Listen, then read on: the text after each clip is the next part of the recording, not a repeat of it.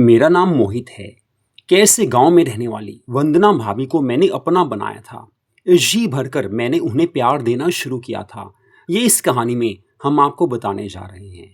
मधुलव stories channel पर यह कहानी आप सुन रहे हो। मेरा नाम मोहित है। वैसे हम जयपुर में रहते हैं, लेकिन मेरी जो जॉब थी वो दिल्ली में थी। मैं दिल्ली में अकेला रहता था। जॉब के सिलसिले में मुझे वहाँ अकेला रहना पड़ता था। लेकिन सोनीपत के गांव में मेरी मौसी रहती थी। गांव बड़ा प्यारा था और बचपन से मैं गांव में कभी कभी जाता ही रहता था। तो इस बार भी दिवाली के बाद मैंने सोचा कि चलो मौसी के घर होकर आता हूँ। मौसी घर में वहाँ अकेली रहती थी। तो मैंने सोचा चलो मौसम भी अच्छा है और वैसे भी थोड़ी छुट्टियाँ भी मेरे पास काफ़ी बची हुई थी। तो मैं सोनीपत के उस गांव में चला गया।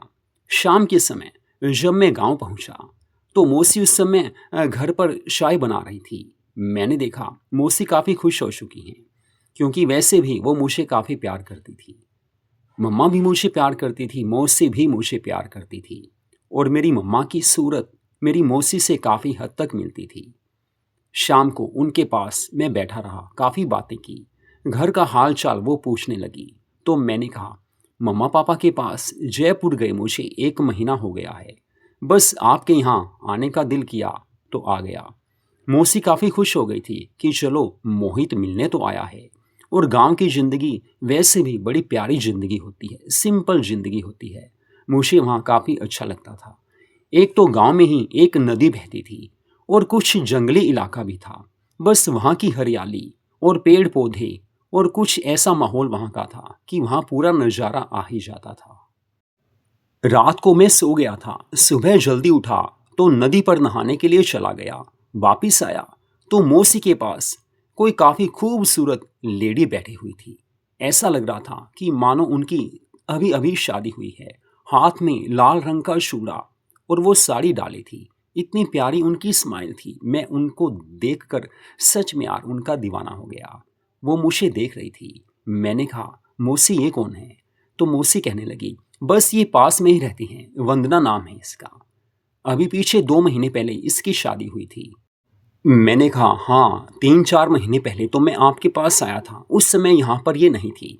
तो मौसी कहने लगी काफ़ी अच्छी नेचर है इसकी। मैंने कहा वंदना जी नमस्ते। वो भी नमस्ते कहकर मुस्कुराने लगी।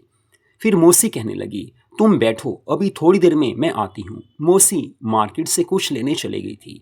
हालांकि गांव में कोई ऐसी मार्केट तो नहीं थी कि जिसे काफ़ी बड़ा कहा जा सके, लेकिन कुछ छोटी मोटी दुकानें थी। तो मौसी वहां से कुछ लेने गई थी। मैंने वंदना जी को देखा और कहा एक बात बोलूं? तो वो कहने लगी हाँ कहिए। मैंने उन्हें बोला मेरा नाम मोहित है। मौसी के पास मैं कई बार यहाँ आता ही रहता हूँ। गांव की लाइफ काफ़ी अच्छी लगती है, लेकिन सच बोलूँ आप जैसी खूबसूरत लेडी मैंने कभी नहीं देखी, सच में।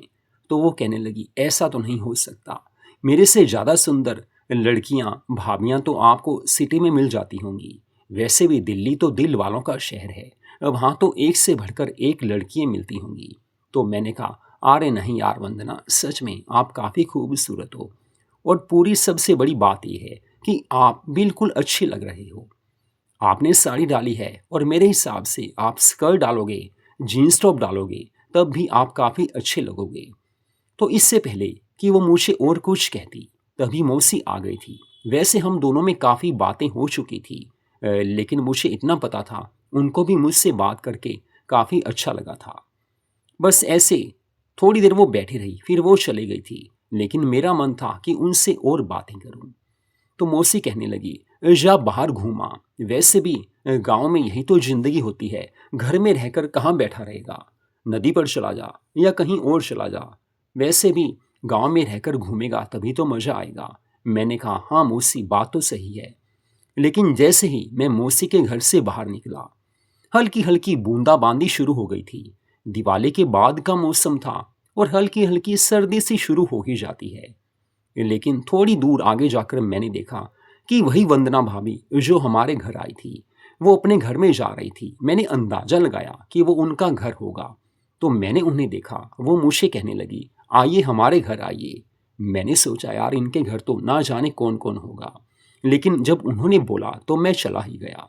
दिल में कुछ प्यार की तरंगे बढ़ रही थी। ऐसा लग रहा था कि यार इन्हें अपना बना ही लूं, दोस्त बन जाएं, साथी बन जाएं। मन में ये बातें आ ही जाती हैं। मैं उनके घर के अंदर चला गया था। नॉर्मल घर था, लेकिन बड़े अच्छे ढंग से डेकोरेट किया हुआ था। शादी का सारा सामान जो उनको मिला होगा वो सारा बिल्कुल नया था। सोफे पर हम दोनों बैठ गए। गांव में ऐसा घर मैंने पहले तो कभी नहीं देखा था। फिर वो मुस्कुराकर कहने लगी, मोहित जी चाय पियेंगे? मैंने कहा, हाँ चाय तो आपके हाथों की तो जरूर पीऊंगा। वैसे नाश्ता करके आया हूँ, लेकिन चाय तो जरूर पीऊंगा। वो चाय लेकर आ गई। हम दोनों चाय पीने लगे। फिर मैंने उन्हें कहा, सच में यार आप काफ़ी प्यारे हो, काफ़ी खूबसूरत हो। मैंने तो जब से आपको देखा है बस आपके बारे में सोच रहा हूँ। तो वंदना कहने लगी, नहीं मोहित जी ऐसा कुछ नहीं है। फिर मैंने उन्हें कहा कि आपके हस्बैंड कहाँ रहते हैं? मैंने ऐसे पूछा तो वह मायूस हो गई। कहने लगी, बस उनसे शादी तो मेरी हो चुकी है, लेकिन वो सिटी में ही रहते हैं। शादी मेरी अच्छे ढंग से हुई थी। मम्मी पापा ने काफ़ी पैसा खर्च किया। और सच कहूँ तो मेरी शादी में मम्मा पापा ने हद से ज़्यादा पैसा खर्च किया था। लेकिन उन्हें नहीं पता था कि मेरा जो हस्बैंड है वो ऐसा निकलेगा। तो मैंने उन्हें कहा कि वंदना जी क्यों, क्या बात है? आपके हस्बैंड कैसे हैं, ठीक नहीं है क्या? तो वो कहने लगी, बस वो सिटी में ही रहते हैं, उनकी जॉब वहाँ है। मुझे गांव में रख दिया।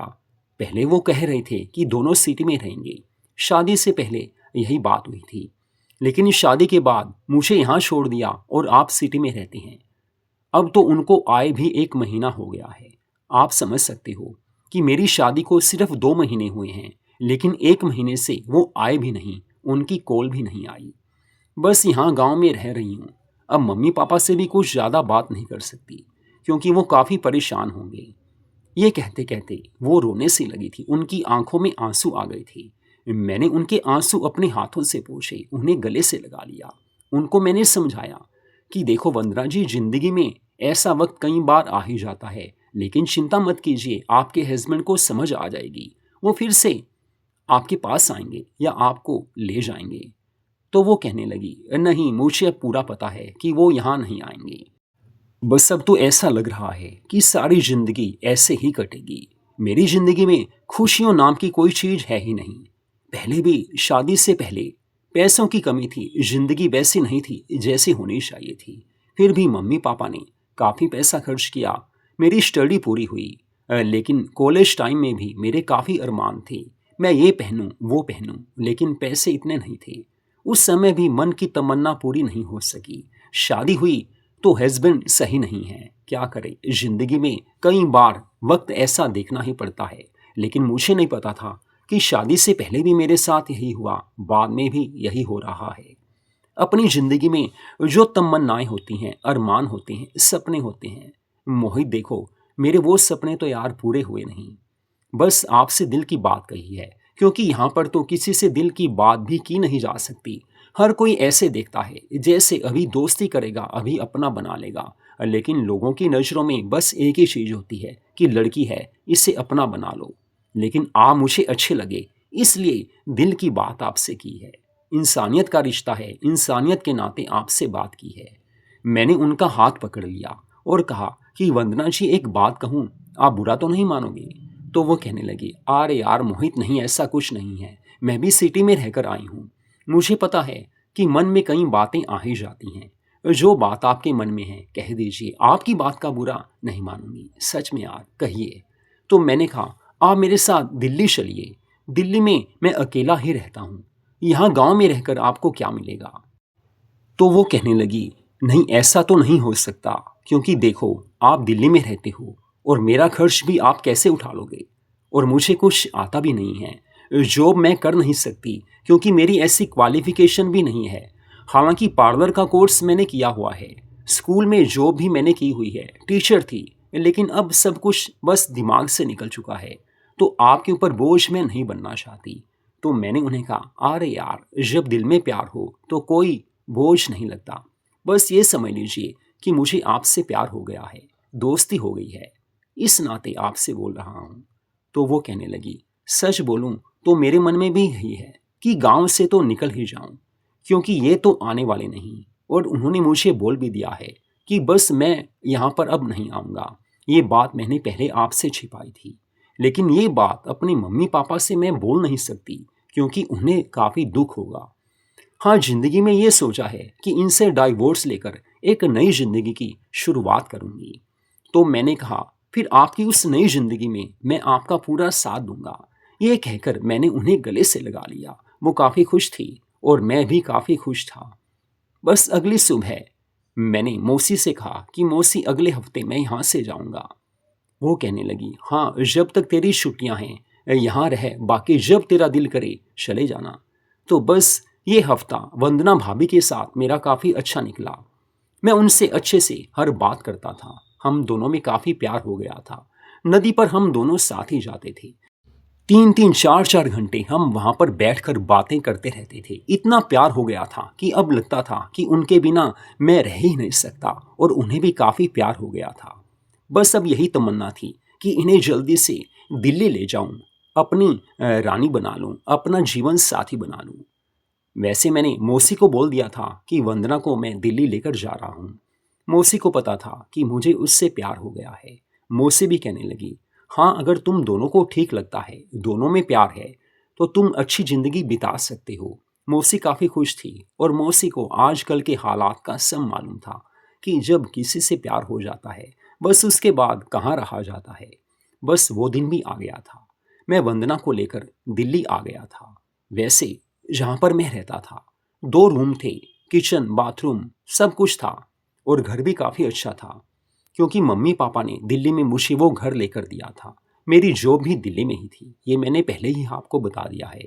तो वंदना दिल्ली आकर काफ़ी खुश हो गई। जो लड़की गांव में मायूस रहती थी, दिल्ली में आकर उसके चेहरे पर वो मुस्कुराहट आई कि बस दिल उसका दीवाना हो गया। हम दोनों जी भरकर एक दूसरे को प्यार करते थे। लेकिन वो वक्त भी आ गया। वंदना ने अपने हस्बैंड से डाइवोर्स ले लिया था। फिर मैंने अपने घर बात की कि मुझे वंदना से शादी करनी है। मेरे मम्मी पापा कहने लगे, वैसे तो वंदना डाइवोर्सी है, लेकिन अगर तुझे अच्छी लग रही है तो कोई बात नहीं, हम भी खुश हैं। तो मैंने वंदना से शादी कर ली। अब हम दोनों अच्छी ज़िंदगी जी रहे हैं। वंदना सच में एक अच्छी लड़की है और जी भरकर मेरा पूरा ध्यान रखती है। हम दोनों में इतना प्यार है कि हम एक दूसरे के बिना रह ही नहीं सकते। तो ज़िंदगी में कई बार ऐसा होता है कि ज़िंदगी अजीब से नज़ारे दिखा ही देती है। मधु लव स्टोरीज चैनल पर इस कहानी को आपने सुना। ऐसी रोमांटिक कहानियों को सुनने के लिए हमारे चैनल को सब्सक्राइब जरूर कीजिए।